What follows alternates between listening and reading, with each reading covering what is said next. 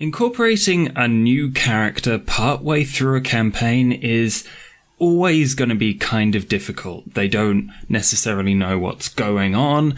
It's going to be difficult to find a reason for them to integrate into the party, and a motivation in general for their character is tricky to figure out. But today's story is about when it works best.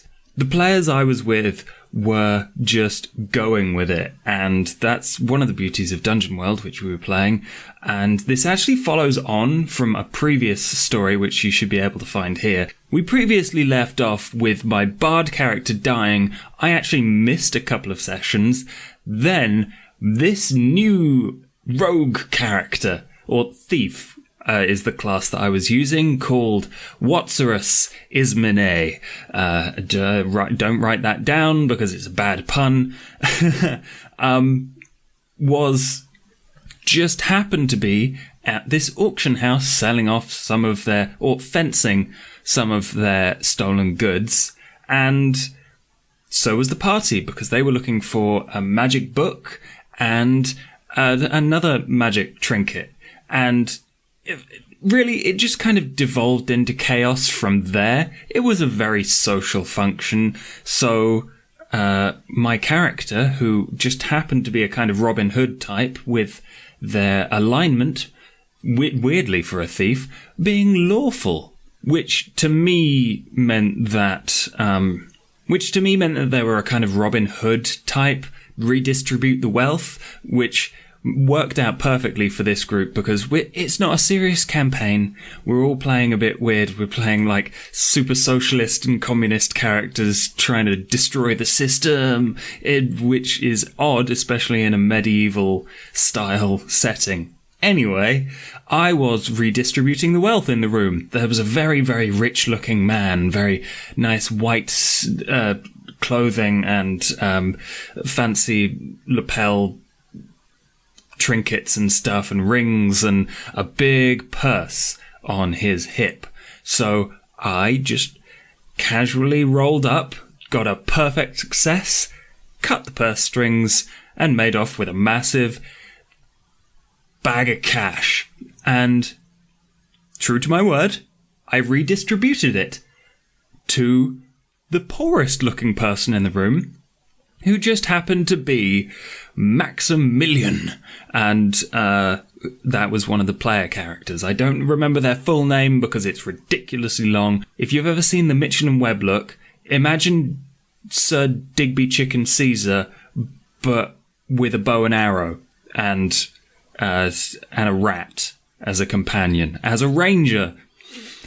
So I gave them the money, said, "Look, you look like you need help. So, here's a big bag of money. It will help you with your rent. You'll be fine." You know, pat this guy condescendingly on the shoulder, and he's like, my taxes. I was like, what did I miss? Because this player was also new. But was introduced in a previous session, so it's fine. They just kind of, I believe, attached themselves to the party and started giving out like titles because they believed that the world was their grand estate and they were reclaiming the Maximilian name, which was just glorious to watch. So it was like, yes, you can be my, what did he say I was? I think you can be the Maximilian treasurer. I was like, okay. Do I get a salary? It's like, well, we're in a bit of a pickle right now. If you wouldn't mind reclaiming my book from over there, I will get right to it, and then we can, move on to figuring out your promotions and blah, blah, blah. I was like, okay. I was a thief, and it was a big pedestal on the kind of auction front. Unfortunately, this was a bit of a seedy auction house, and at the end of the previous session, which I had missed, two of the other characters, a very dumb paladin, beautifully dumb, in a good way, not lawful stupid, and the Immolator character, which is a fire wizard, basically, decided to free the slaves that were being sold at this auction. Freedom for the people, justice, blah, blah, blah. It was ridiculous. We decided to take this entire campaign to the extremes, as you might be able to tell. That had caused a few problems, as the uprising was causing chaos in the room. Both Maximilian and Watsarus, my character, were quite serenely just having a chat in the middle of this massive slave uprising. So Watsarus took up the challenge. It was like a really expensive looking book on the pedestal. Unfortunately, there was a halfling thief who was also gunning for it. So I was like, actually, I'm the best thief in the room, because I'd also decided that being a Robin Hood character, I wanted the fame as well, and I had adoring fans. In fact, one of the hirelings of the party was also a thief, and was like, nice work there. I see what you did with those purse strings. That was tip top. And I was like, always a charming time to meet the fans. I appreciate the praise. I have to go now, though, and steal that book. So I went up, kicked the halfling thief in the nads, and stole the book, which made the previously rich person that I'd stolen from look very angry and tried to kill me. I'll be honest, I don't fully understand what was going on because I'd missed sessions, which kind of worked out because my character wouldn't have understood anyway. But from then, like a ninja nun with a kind of Braveheart-esque paint job on her face started wielding axes and fighting this rich person, and then, you know, once he'd been fought off, asked us for the book and a couple of other trinkets that I'd stolen, and we decided no. So unfortunately, I'd rolled poorly on a couple of dexterity rolls, which meant that I was in the worst position to say no to this monk, which was right in front of her. And even though I'm not a squishy class, these were big axes and we'd seen them do big damage, which meant that I really, really didn't want to be here. My solution to that problem, however, was brilliant. In Dungeon World, the thief has poisons that they can use for various effects, and there are some written down, you can homebrew some, but the one I was using, I believe, was called Golden Root, which, when applied to a character, allowed them to be best friends with the first person they saw. So I dodged under a huge axe swing, cut a slice on her arm, and applied a poison to it, just like whoosh. She was like, "Arr! What now, best friend? We need to get out of here." And she seemed a little confused. She was like, "I'm glad you've joined the cause." And I was like, "Yeah, cool. I'm glad to have joined the rebels. Take me to your safe house?" So meanwhile, there are so many things going on in this campaign. I cannot describe to you the chaos that we had to muddle through in this auction house. But basically, glowing forehead eyes on goblinoid in people invading the room trying to kill us. We fought them off and escaped.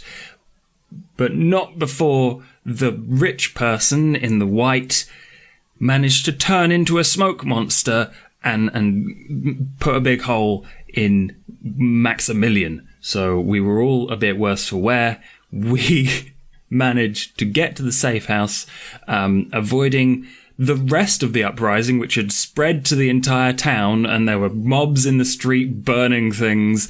We may have set off a slight spark of inspiration in these slaves and oppressed people. We got to the church safe house and rested. After all of that, my character was glad to have escaped, glad to be part of a new party which seemed completely chaotic. There was a huge elf barbarian just going, "Rah! Yes, honor, justice, rah, rah, rah. There was Maximilian, who was like, yes, reclaim our birthright. There was the paladin, who was like, rah, rah, justice. And then there was the immolator, who was like, we've started the destruction of the upper classes. And I think another reason I fitted in so well was, in the middle of this chaos, I was playing the straight man. Everyone in the room was either a zealot or an idiot.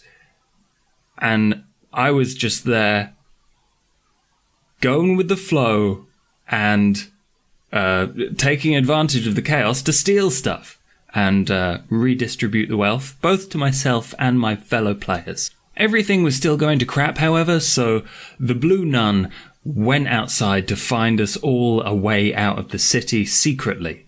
However, while she was gone, the glowing eye forehead goblins found us somehow. I've no idea how. It could be the fact that the ranger, Maximilian, went outside exploring for reasons I don't remember, and was very loud while doing it. Once again, there was an epic fight for our lives where goblinoids shot at us with arrows. We bust down, or the barbarian bust down the heavy church doors, used them as a battering ram, threw goblins everywhere, chucked the door at some people, and then the kind of big mage goblin that seemed to be controlling all the others was charged at. The barbarian just whiffed from then on, completely ineffective against everything. Also got taken down a few pegs with a few stabs and magic and shots and stuff. So I just decided, in the chaos, my character would charge the magical one and run them through for a massive amount of damage with my rapier, swashbuckling. But even that didn't do it. They looked worse for wear. And then just from nowhere, the ranger pinged an arrow into the back of their head, out through their eye. Glowing eyes stopped on all of the goblins, or the remaining ones, and they all fled, which allowed us to find the Blue Nun and get out of the city. And that's where we ended the session. It was really exciting. I don't know what's going on. There's so many threads here. But if you want me to keep recounting the story of this campaign, then let me know in the comments. Like, subscribe, all that good stuff if you want story time from me and my incredible roleplay friends. If you want to see me roleplay, by the way, I don't know how many of the people here aren't from Roll For It, but twitch.tv/Roll For It. Every Sunday, I play a Buffy the Vampire Slayer inspired game with my friends, and I think it's pretty good. So, until next time, mustache.